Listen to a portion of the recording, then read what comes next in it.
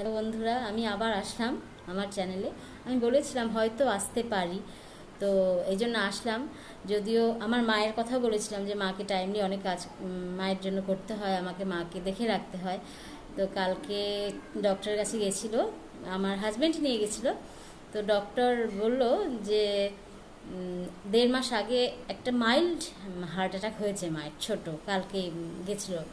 তো সেটার জন্য সেরকম কিছু ভয় নেই। তো এখন তো মায়ের 75-76 বছর বয়স।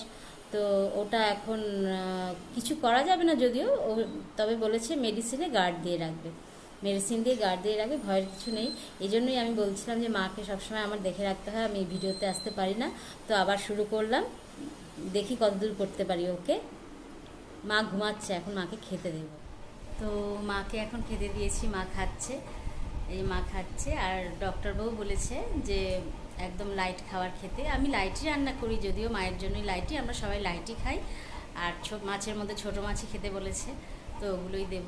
ওকে, তো আজকে ডাল খেলেও আবার মায়ের একটু গ্যাস হয়ে যায়, এই জন্য আলু পটলের ঝোল ঝোল দিলাম, টক দইও দিয়েছি, উচ্ছে ভাজা দিয়েছি, আর ভাতে পেঁপে সিদ্ধ দিয়েছি।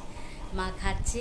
এই মাকেই দেখে শুনে রাখতে হয় আমার সবসময়, এই জন্যই আমি একটু কম আসতে পারি, তবে চেষ্টা করব আর একটু কিছু অ্যাড করার। ওকে,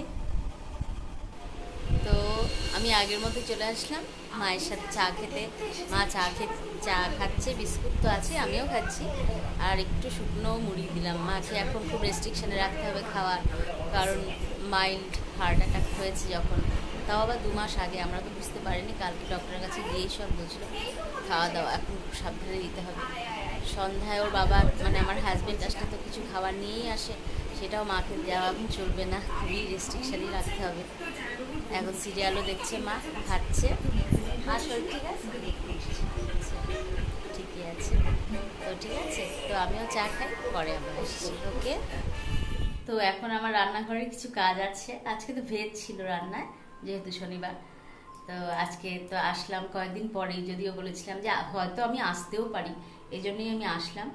তো মায়ের শরীরটা সত্যিই ভালো ছিল, ভালো কয়েকদিন ধরে আমি বুঝতে পারছি যে মায়ের শরীরটা ভালো না। তারপরে তো কালকে গেল ডাক্তারের কাছে।